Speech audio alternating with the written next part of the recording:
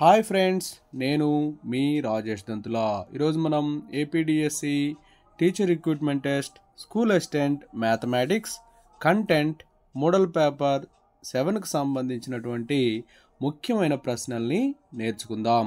అయితే ముందుగా మన ఛానల్ని సబ్స్క్రైబ్ చేయని వారు సబ్స్క్రైబ్ చేసుకోండి.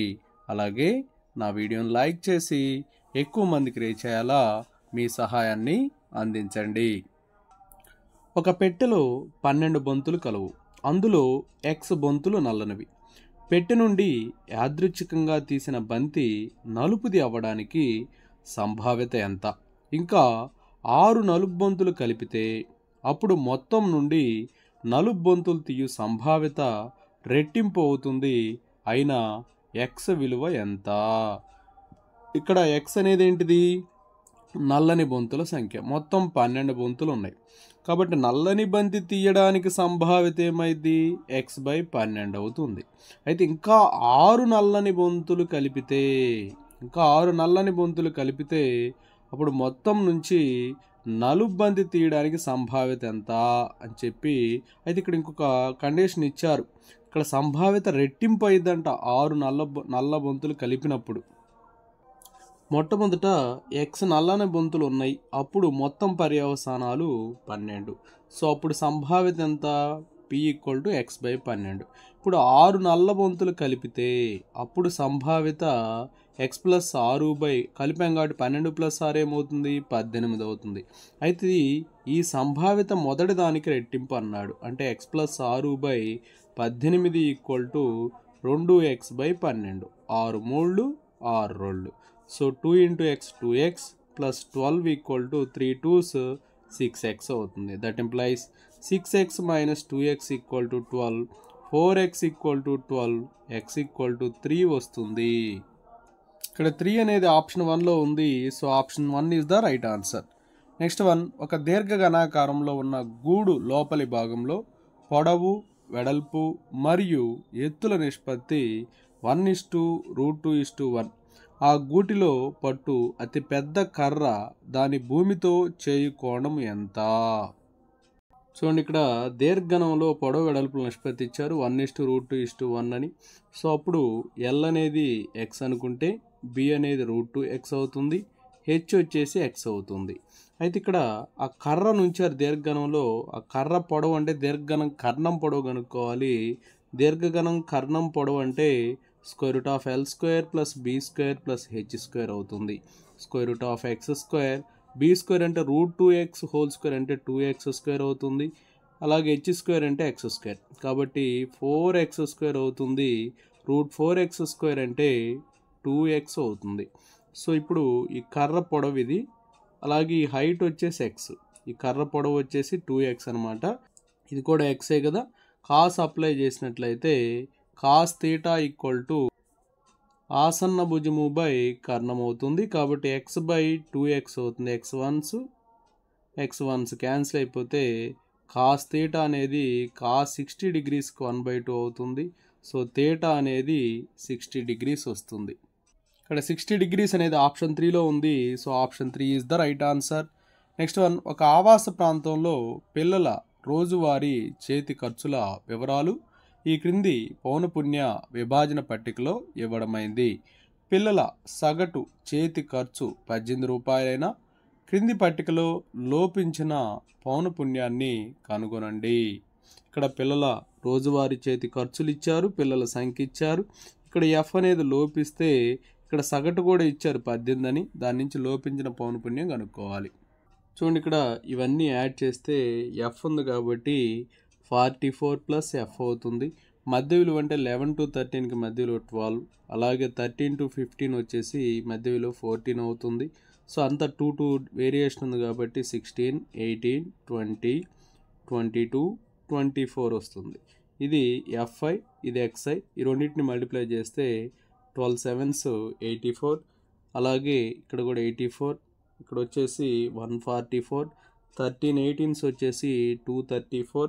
నెక్స్ట్ వచ్చేసి F × 20 20F అవుతుంది. నెక్స్ట్ వచ్చేసి 110, 4 × 24 వచ్చేసి 96. So sigma Fi Xi add చేస్తే ఇక్కడ 20Fను సపరేట్గా మనం రాసుకున్నట్లయితే ఇక 752 వస్తుంది ఇవన్నీ యాడ్ చేస్తే. అలాగే మనకి ఎక్స్ బార్ వచ్చేసి 18 అని ఇచ్చారు. ఎక్స్ బార్ అంటే sigma f i x i by sigma f i equal to 18. So ఇది వచ్చేసి 752 plus 20F by 44 plus f equal to 18 అనమాట. సో దీన్ని సింప్లిఫై చేసినట్లయితే 752 plus 20F equal to 18 into 44 plus f అవుతుంది. సో చూడండి 752 ప్లస్ 20F ఈక్వల్ టు 1844 వచ్చేసి 792 plus 18F.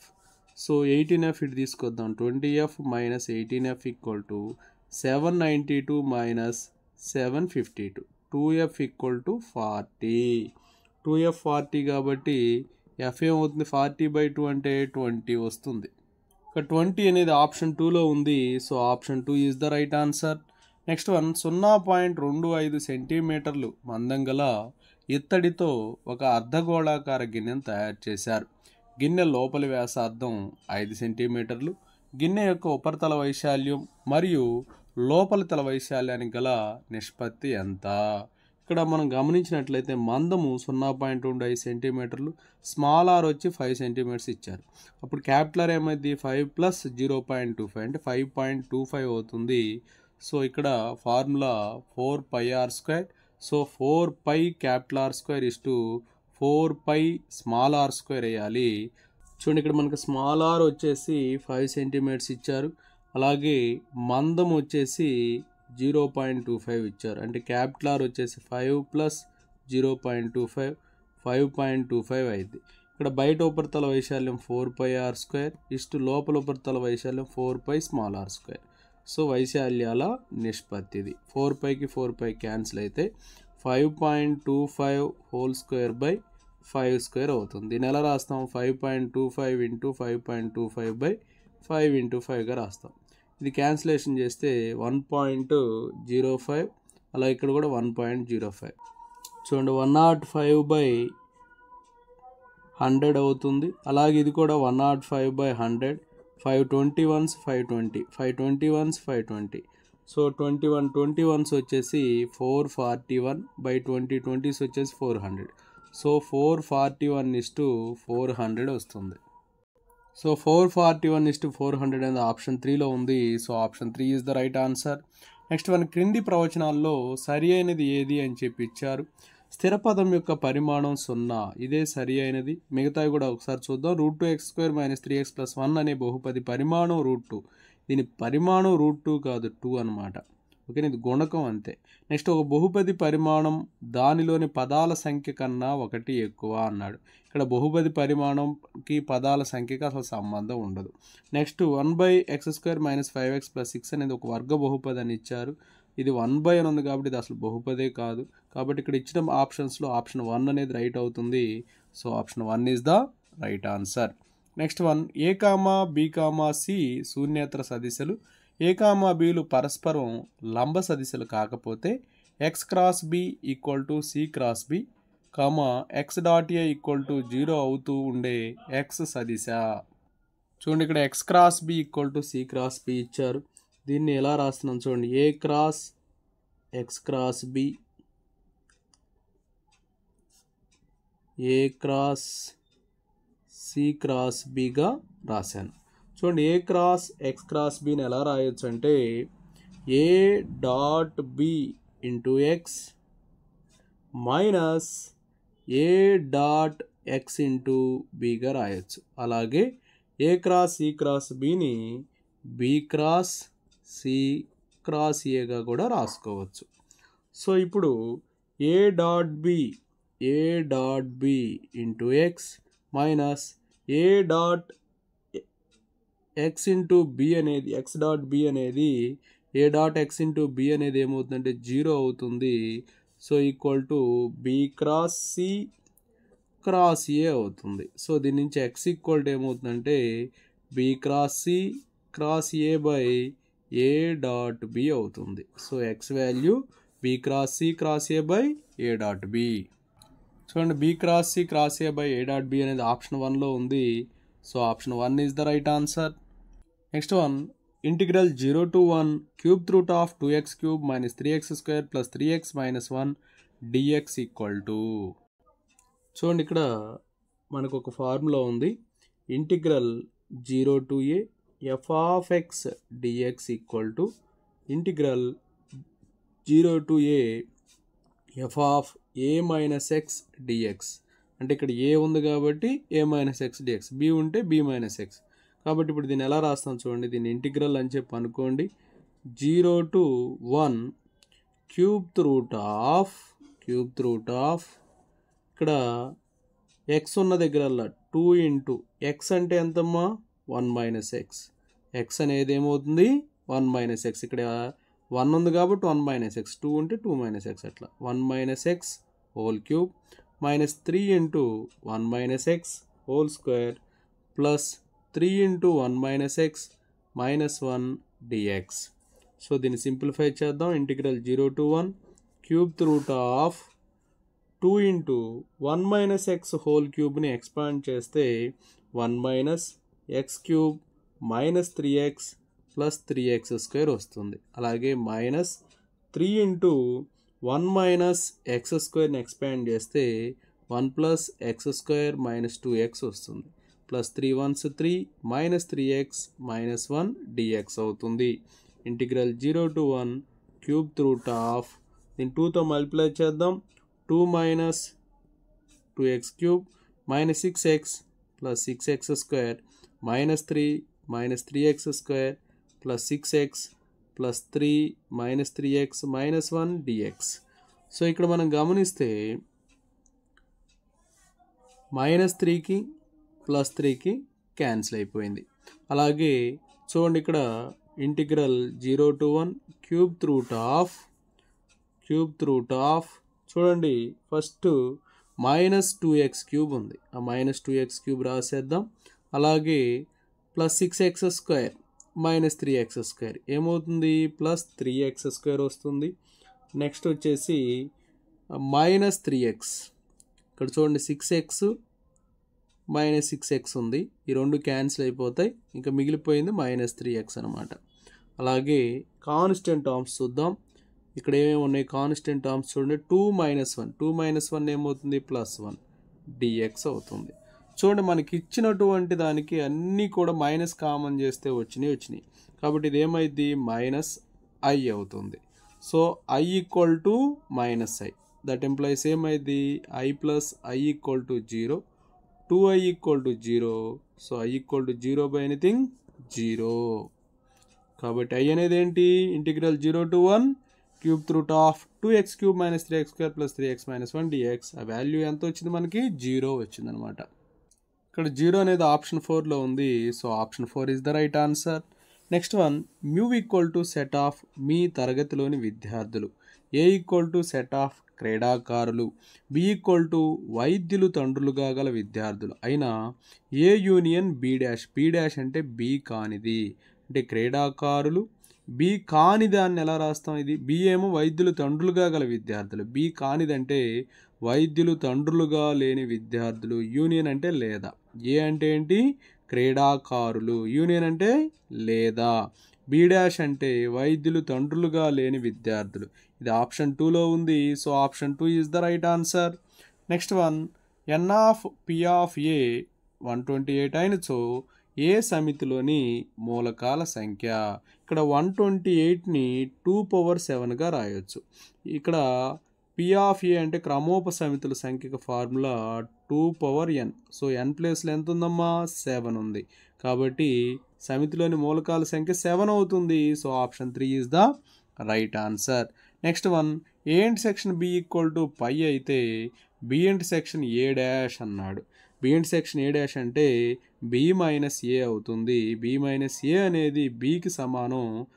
Option 2 is the right answer.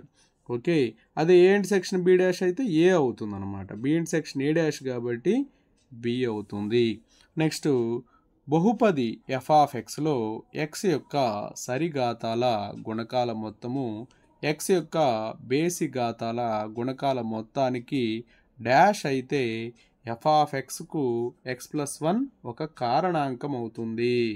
ఇక్కడ సమానమైనప్పుడు అవుతుంది అనమాట. ఇక్కడ సమానం అనేది ఆప్షన్ 3లో ఉంది. So option 3 is the right answer. Next one, f of x equal to 2x minus 1 g of x equal to x plus 1/2 అయినా f circle g of x equal to, చూడండి ఇక్కడ f of x 2x minus 1 ఇచ్చారు, g of x x plus 1/2 ఇచ్చారు. F circle g of x అంటే f of g of x అవుతుంది. So that equal to F of g of x అంటే x plus 1/2. So దీన్ని ఎఫ్లో substitute చేద్దాం. 2 into x plus 1/2 minus 1, 2 cancel అయిపోతుంది. X plus 1 minus 1 ఏమవుతుంది, x వస్తుంది. So f circle g of x ఏమవుతుంది, x అవుతుంది. సో ఇక్కడ ఎక్స్ అనేది ఆప్షన్ 1లో ఉంది. So option 1 is the right answer. Next f equal to set of 1,2, 2,3, 3,4 g equal to set of 2,5, 3,6, 4,7 అయినా G circle f inverse అని అడిగారు. So ముందు మనం జీ సర్కిల్ ఎఫ్ కనుక్కుంటే జీ సర్కిల్ ఎఫ్ ఇన్వర్స్ ఈజీగా వస్తుంది. సో ఇక్కడ ఎఫ్ జీ రాసుకున్నాం. G circle f of x అంటే g of f of x అవుతుంది. సో ఇక్కడ ఫస్ట్ ఎఫ్ ఆఫ్ 1 తీసుకుంటే ఏమైంది, ఎఫ్ ఆఫ్ 1 అనేది 2కి ఈక్వల్ అవుతుంది. చూడండి 2 అనేది 5కి ఈక్వల్ అవుతుంది. అంటే ఏమొస్తుంది ఇక్కడ 1,5 వచ్చింది. ఈసారి 2 తీసుకున్నాం అనుకోండి 2,6 వస్తుంది. 3 తీసుకుంటే 3 నుంచి 4, 4 నుంచి ఎంత 7. So g circle f of x వచ్చేసి 1,5, 2,6, 3,7. సో కానీ ఇక్కడ అడిగింది ఏంటి, g circle f of x whole inverse అడిగారు. అంటే ఏమైంది ఇక్కడ మూలకాలు మారుతాయి. 1,5 కాస్త 5,1 అవుతుంది. 2,6 కాస్త 6,2, 3,7 కాస్త 7,3 అవుతుంది అనమాట. చూడండి ఇక్కడ 5,1, 6,2, 7,3 ఆప్షన్ 2లో ఉంది. So option 2 is the right answer. Next one, 1 minus 1/a whole power 6 విస్తరణలోని చివరి 3 పదముల గుణకాల మొత్తము. చూడండి ఇక్కడ 1 మైనస్ 1/a హోల్ పవర్ 6 అని ఇచ్చారు. ఈ విస్తరణలో ఇక్కడ n ఉంటే n+1 టర్మ్స్ ఉంటాయి. అంటే ఇక్కడ 6 కాబట్టి 6+1 అంటే 7, 7 పదాలు ఉంటాయి మొత్తం. అప్పుడు చివరి 3 పదాలు అంటే T5, T6, T7 అవుతాయి. ఇవి చివరి 3 పదాలు. ఇప్పుడు T5 కనుక్కుందాం. T5 అంటే ఇక్కడ మొత్తం 7 పదాలు కాబట్టి ఉంది. సో ఇక్కడ టాప్ వచ్చేసి ఏముంది 6 ఉంది కాబట్టి 6 దీని ముందు పదం రాసుకోవాలి. 6 ఇంటూ ఇక్కడ ఫస్ట్ టర్మ్ ఏంటి 1 పవర్ 6 మైనస్ 4 అవుతుంది. అలాగే సెకండ్ టర్మ్ వచ్చేసి -1/a హోల్ పవర్ 4 అవుతుంది. NCR into x power n minus r into y power r అనమాట. TR plus 1 equal to NCR into TR plus 1 equal to NCR into x power n minus r into y power r. ఇది formula.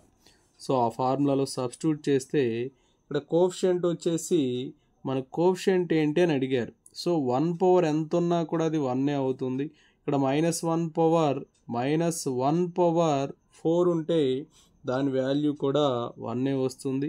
ఈ 6e4 అంటే 6 factorial by 6 minus 4 factorial into 4 factorial. So ఇది వచ్చేసి 15 into 1/a power 4 వస్తుంది simplify చేస్తే. అలాగే T6ని కూడా అలాగే కనుక్కుందాం. 6c5 into 1 power 6 minus 5 into -1/a whole power 5.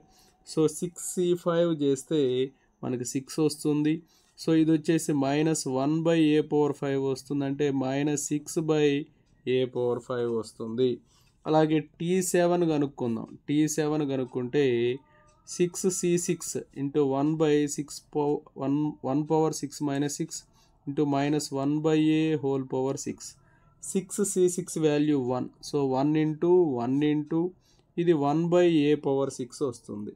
So ఇక్కడ చివరి 3 పదాల గుణకాల మొత్తం అడిగారు. ఇక్కడ గుణకం ఎంత ఉంది చూడండి 15 ఉంది. తర్వాత ప్లస్ ఇక్కడ గుణకం వచ్చేసి T6లో గుణకం ఎంత ఉంది -6 ఉంది. అలాగే లాస్ట్ వచ్చేసి 1 ఉంది. సో 15 + 1 16, 16 - 6 10 అవుతుంది. ఇక్కడ 10 అనేది ఆప్షన్ 1లో ఉంది. So option 1 is the right answer. Next one, p, qలు x² + px + q = 0 యొక్క శూన్యేతర మూలాలైన క్యూ విలువ. ఇక్కడ మనకి x square plus p x plus q equal to 0 ఇచ్చారు. మూలాలు పీ కామా క్యూ అన్నారు.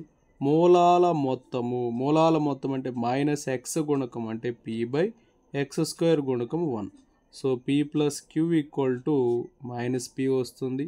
అలాగే మూలాల లబ్ధం వచ్చేసి చూడండి, మూలాల లబ్ధం అంటే పీ ఇంటూ క్యూ. మూలాల లబ్ధం ఈక్వల్ టు స్థిర పదము అంటే క్యూ బై ఎక్స్ స్క్వేర్ గుణకం 1. Q ones. So p equal to ఎంత వస్తుంది? 1 వస్తుంది. So 1 plus q equal to ఇందులో సబ్స్టిట్యూట్ చేసాం -1. సో చూడండి, క్యూ ఈక్వల్ టు -1, ఈ +1 కూడా ఇటు వస్తే -1. సో క్యూ వాల్యూ ఏమొచ్చింది? -1 -2 అయ్యింది. ఇక్కడ -2 అనేది ఆప్షన్ 4లో ఉంది. So option 4 is the right answer.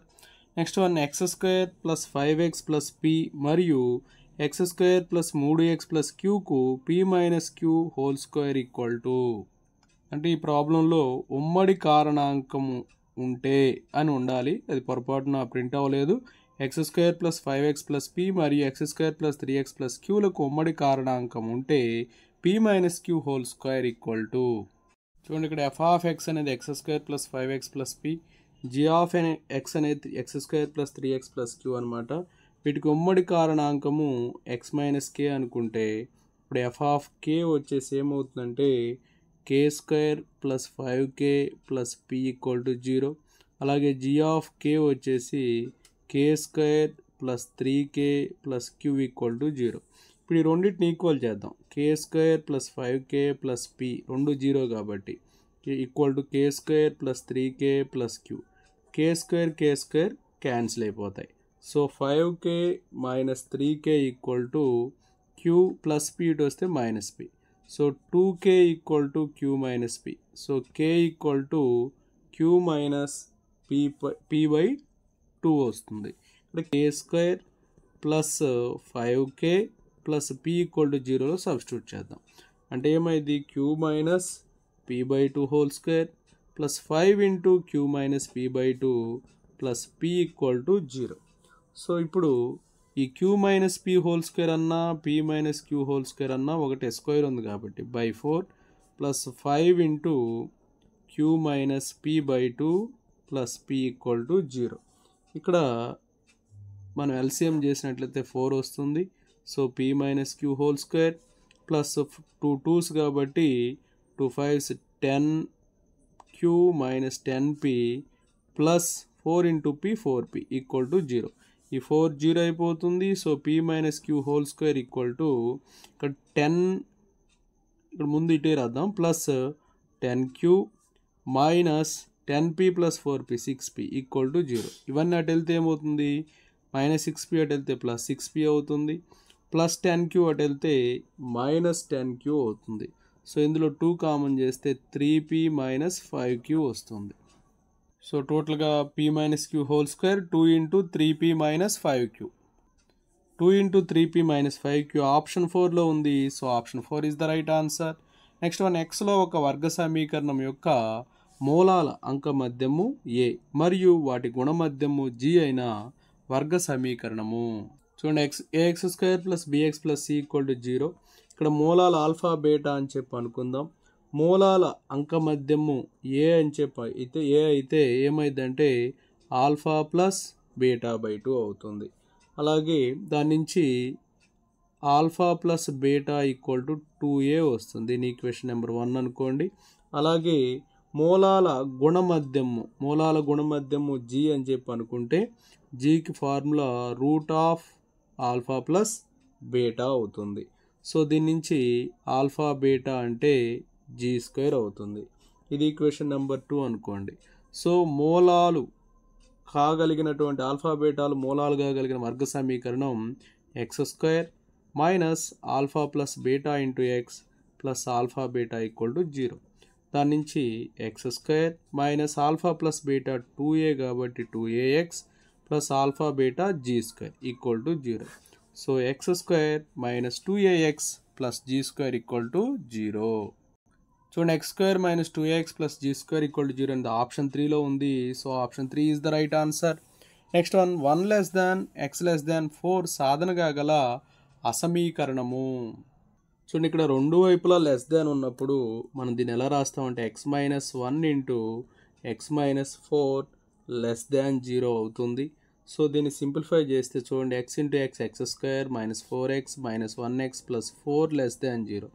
So ఇక్కడ x² minus 5x plus 4 less than 0 అవుతుంది. So x² minus 5x plus 4 less than 0 అనేది ఆప్షన్ 4లో ఉంది. Option 4 is the right answer. చూడండి ఇక్కడ ఒక హాలు యొక్క పొడవు దాని వెడల్పు కన్నా 8 మీటర్లు ఎక్కువ మరియు హాలు వైశాల్యం 180 చదరపు మీటర్లైన హాలు కొలతలు ఎంత అన్నాడు. సో ఇక్కడ మనకి కొలతలు అంటే పొడవు వెడల్పే. సో ఇక్కడ 180 ఉంది వైశాల్యం, 180 వచ్చింది 18 ఇంటూ 10, 18 టెన్స్ ఒక్కటే కాబట్టి 12 6 72, 13 7 91, 20 12s కూడా 180 కాదు. అలాగే ఈ రెండిట్లో కూడా వేరియేషన్ మనం గమనించండి. పొడవు అనేది వెడల్పు కన్నా 8 ఎక్కువగా ఉంది. సో ఆప్షన్స్ ప్రకారం మనం రాసేయచ్చు. So option 1 is the right answer. Next one a power p by a power q whole power p plus q. అలాగే a power q by a power r whole power q plus r. Next a power r by a power p whole power r plus p యొక్క విలువ చూడండి. ఇది a power p minus q అవుతుంది. So a power p minus q whole power p plus q అంటే a power p square minus q square into a power q square minus r square into a power r square minus p square. So ఇక్కడ భూములు సమానంగా ఉన్నాయి కాబట్టి ఘాతాంకాలు కూడబడతాయి. So a power అన్నీ కూడా p square minus q square plus q square minus r square plus r square minus p square అవుతుంది. So ఇవన్నీ cancel అయిపోతాయి. అంటే p square minus q square plus q square minus r square plus r square minus p square అన్నీ cancel అయిపోతాయి. So అప్పుడు a power 0 అంటే 1 వస్తుంది. So 1 అనేది ఆప్షన్ 2లో ఉంది. So option 2 is the right answer. Okay, thank you friends. నా video నచ్చినట్లయితే లైక్ చేయండి, మీ మిత్రులకు షేర్ చేయండి. ఇంకా మన ఛానల్ని సబ్స్క్రైబ్ చేయనట్లయితే సబ్స్క్రైబ్ చేసుకోండి. Thank you for watching.